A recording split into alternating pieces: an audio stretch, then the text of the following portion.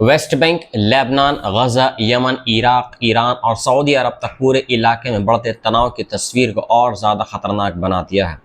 गजा में संघर्ष विराम के बावजूद इजरायली हमले लगातार जारी हैं और पिछले 24 घंटों में कम से कम 20 फिलिस्तीनियों के मारे जाने की खबर सामने आई है। गजा सिटी में पुलिस मुख्यालय पर हुए हमले में कई पुलिस अधिकारी मारे गए हैं, जबकि फिलिस्तीनी रिपोर्ट्स के मुताबिक महिला पुलिस प्रमुख कर्नल फातिमा अल सहर भी इस हमले में मारी गई है। दूसरी तरफ लेबनान में इजरायली सैन्य कार्रवाई के नए आंकड़े सामने आए हैं, जिनके मुताबिक मार्च से अब तक हजारों लोग मारे जा चुके हैं। उधर यमन से बाब अल मंडब जल डमरो मध्य को लेकर एक नई चेतावनी सामने आई है, जबकि वेस्ट बैंक में फिलिस्तीनियों की जमीन और पानी पर बढ़ते दबाव की खबरें भी सामने आ रही हैं। तो आखिर मिडल ईस्ट में इस वक्त क्या हो रहा है?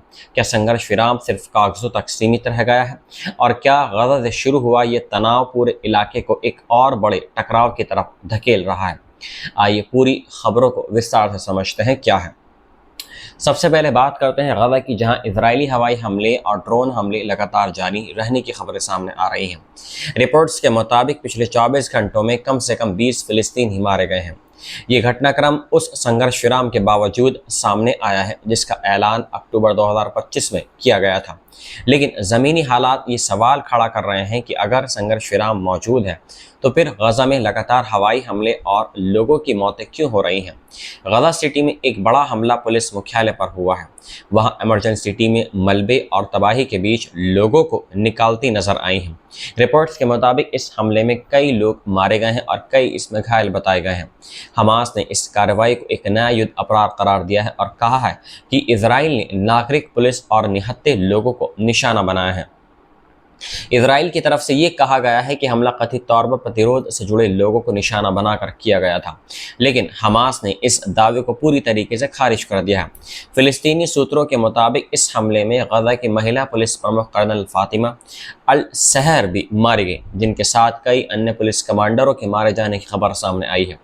यह हमला इसलिए भी अहम माना जा रहा है क्योंकि गजा में पहले से ही प्रशासनिक ढांचा और नागरिक सेवाएं लगातार युद्ध और तबाही के दबाव में है।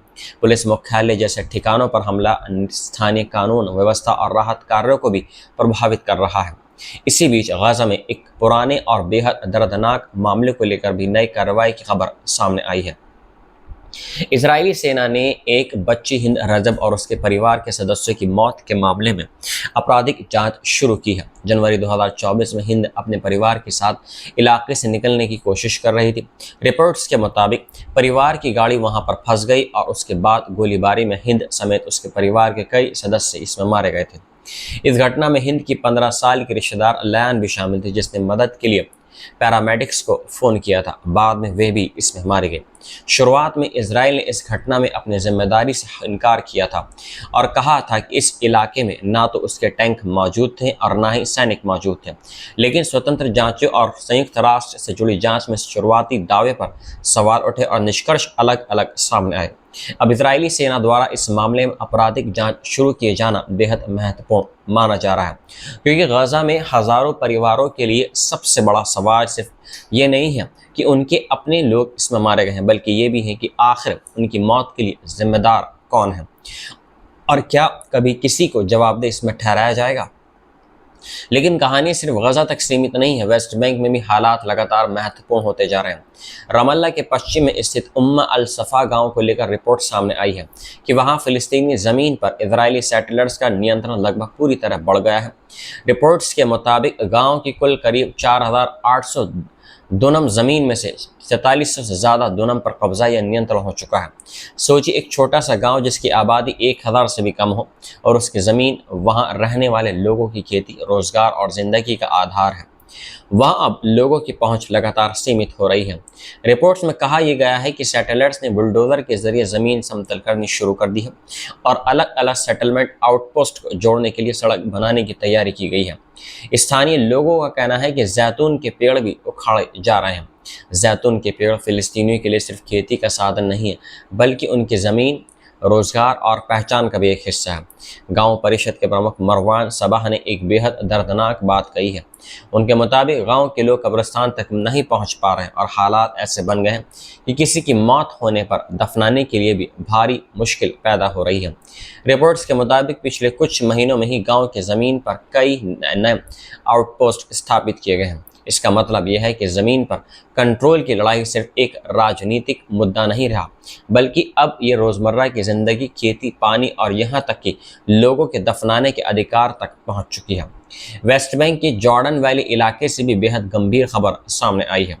इजरायली मानवाधिकार संगठन बिस्सलेम के मुताबिक 47 फिलिस्तीनी परिवारों को जल्द विस्थापन का खतरा है। इन परिवारों के पानी की सप्लाई काट दी गई है और 300 से ज़्यादा लोग प्रभावित हो सकते हैं, जिनमें करीब आधे बच्चे बताए जा रहे हैं। रास अल अहमर, थाला और शार्क अतूफ जैसे इलाकों में रहने वाले लोग खेती और पशुपालन पर निर्भर हैं। अगर पानी ही नहीं रहेगा तो इन परिवारों के लिए वहाँ रहना लगभग नामुमकिन हो सकता है। रिपोर्ट्स में ये भी कहा गया है कि इलाके में पानी पहुंचाने की कोशिशों को रोका जा रहा है।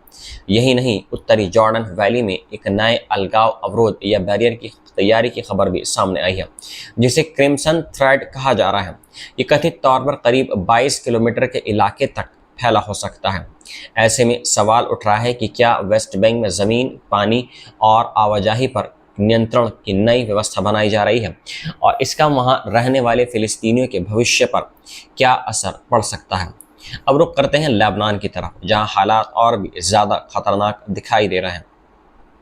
लेबनान की हेल्थ मिनिस्ट्री की जारी आंकड़ों के मुताबिक 2 मार्च 2026 से शुरू हुई इजरायली सैन्य कार्रवाई में अब तक कम से कम 4300 के आसपास लोगों की मौत हो चुकी है और इन मृतकों में महिलाएं और बच्चे सबसे ज़्यादा बताए गए हैं, जबकि 12,000 से ज़्यादा लोग घायल बताए गए हैं। इन आंकड़ों के मुताबिक कई अस्पतालों को नुकसान पहुंचा है, मेडिकल स्टाफ पर हमलों के सैकड़ों मामले दर्ज किए गए हैं और एम्बुलेंस समेत मेडिकल वाहनों को भी नुकसान पहुंचा है। ये आंकड़े बताते हैं कि लेबनान में सैन्य टकराव का असर सिर्फ लड़ाकों तक सीमित नहीं है, बल्कि हेल्थ, स्वास्थ्य और आम नागरिकों पर भी गहरा असर पड़ रहा है। दक्षिणी लेबनान के ज़ावतार इलाके से भी एक अहम रिपोर्ट सामने आई है। इसे लेबनान और इजराइल के बीच बातचीत के तहत पहले पायरेट जोन के रूप में देखा जा रहा है, लेकिन ज़मीनी हालात में वहाँ भारी तबाही दिखाई दे रही है। रिपोर्ट्स के मुताबिक बातचीत के दौरान इजराइल और अमेरिका की तरफ से कुछ इलाकों में ये सत्यापन करने की मांग की जा रही है कि वहाँ हिजबुल्लाह की मौजूदगी न हो। इसके लिए दूसरे देशों की सेनाएं या अंतर्राष्ट्रीय बल भेजने की संभावनाओं पर भी चर्चा की खबरें हैं। सवाल अब ये आ रहा है कि अगर किसी इलाके में लोगों को वापस लौटने और दोबारा घर बनाने से पहले बाहरी सैन्य सत्तापन की शर्त रखी जाती है तो वहां की स्थानीय आबादी का भविष्य क्या होगा। रिपोर्ट्स में दक्षिणी लेबनान के कई गांवों की तबाही का जिक्र किया गया है। कुछ गांव लगभग पूरी तरह खत्म हो चुके हैं। सीमावर्ती इलाके में जिसे येलो जोन कहा जा रहा है, वहां से लोगों की जिंदगी और आबादी को हटाने जैसी स्थिति पैदा होने की बात कही गई है। इससे ये सवाल और बड़ा हो जाता है कि क्या ये सिर्फ सुरक्षा व्यवस्था है या आने वाले समय के लिए जमीन पर कोई नई रणनीतिक स्थिति तैयार की जा रही है। अब बात करते हैं यमन और दुनिया के सबसे महत्वपूर्ण समुद्री रास्तों में से एक बाब अल मंदब की। यमन की अंतर्राष्ट्रीय मान्यता प्राप्त सरकार के सूचना मंत्री मुअम्मर अल रियानी ने चेतावनी दी है कि हूती विद्रोही बाब अल मंदब पर कंट्रोल हासिल करने की तैयारी कर सकते हैं। बाब अल मंडब सिर्फ एक समुद्री रास्ता नहीं है, ये लाल रेड सी को अदन की खाड़ी और आगे हिंद महासागर से जोड़ता है। दुनिया का एक बड़ा व्यापारिक रास्ता यहाँ से गुजरता है। अगर इस क्षेत्र में किसी एक ताकत का सैन्य नियंत्रण बढ़ता है या समुद्री जहाज़ों पर हमले का खतरा बढ़ता है तो इसका असर सिर्फ यमन या मिडल ईस्ट पर नहीं बल्कि पूरी दुनिया के व्यापार और ऊर्जा आपूर्ति पर पड़ सकता है। यमनी मंत्री का दावा है कि हूती समुद्र, पश्चिमी तट और रणनीतिक द्वीपों के आसपास अपनी मौजूदगी बढ़ाने की कोशिश कर रहे हैं। उन्होंने बंदरगाहों, नागरिक ढांचों, जहाज़ों और नौसैनिक क्षमताओं को निशाना बनाए जाने की घटनाओं का भी जिक्र किया है। हालांकि मौजूदा स्थिति में हूतियों का बाब अल मंदब के तटीय क्षेत्र पर सीधा कंट्रोल नहीं बताया गया है, लेकिन चेतावनी यह है कि आने वाले दिनों में स्थिति बदल सकती है। इसी बीच ईरान से भी एक महत्वपूर्ण बयान सामने आया है। ईरानी राष्ट्रपति मसूद पेजेश्कियान ने कहा है कि उनकी सरकार देश की सशस्त्र सेनाओं की ज़रूरतों को पूरा करने और देश की रक्षा क्षमता को मजबूत करने के लिए पूरी कोशिश कर रही है। उन्होंने सरकारी संस्थाओं से इस दिशा में सहयोग करने की बात कही है। ये बयान ऐसे वक्त में आया है जब पूरे क्षेत्र में सैन्य तनाव बढ़ा हुआ है। ईरान अपनी रक्षा क्षमता मजबूत करने की बात कर रहा है, वहीं इजराइल और अमेरिका के साथ तनाव की पृष्ठभूमि पहले से मौजूद है। ऐसे में तेहरान की यह घोषणा सिर्फ एक सामान्य सरकारी बयान नहीं है, बल्कि क्षेत्र के बदलते सुरक्षा माहौल से जुड़ी हुई दिखाई दे रही है। उधर इराक में भी ईरान की राजनीतिक और कूटनीतिक सक्रियता बढ़ती नजर आ रही है। ईरानी संसद के स्पीकर मोहम्मद बाकर गलीबाफ 3 दिन के आधिकारिक दौरे पर ईरान पहुंचे हैं। वह उनकी मुलाकात इराक के प्रधानमंत्री अली अल ज़ैदी से हुई है। दोनों नेताओं ने द्विपक्षीय रिश्तों, सहयोग और साझा हितों पर बातचीत की है। इराकी प्रधानमंत्री ने ISIL यानी ISIS के खिलाफ जंग के दौरान ईरान की भूमिका और समर्थन का भी जिक्र किया। यह दौरा ऐसे समय पर हो रहा है जब इराक एक तरफ अमेरिका के साथ अपने रिश्ते संभाल रहा है, वहीं दूसरी तरफ ईरान के साथ उसके राजनीतिक, आर्थिक और सुरक्षा संबंध भी बेहद अहम है। यानी बगदाद इस वक्त क्षेत्र की 2 बड़ी ताकतों के बीच एक बेहद संवेदनशील स्थिति में मौजूद है, और यही वजह है कि गलीबाफ का यह दौरा सिर्फ एक औपचारिक मुलाकात नहीं, बल्कि मिडल ईस्ट की बदलती राजनीति के लिहाज से भी बेहद अहम माना जा रहा है।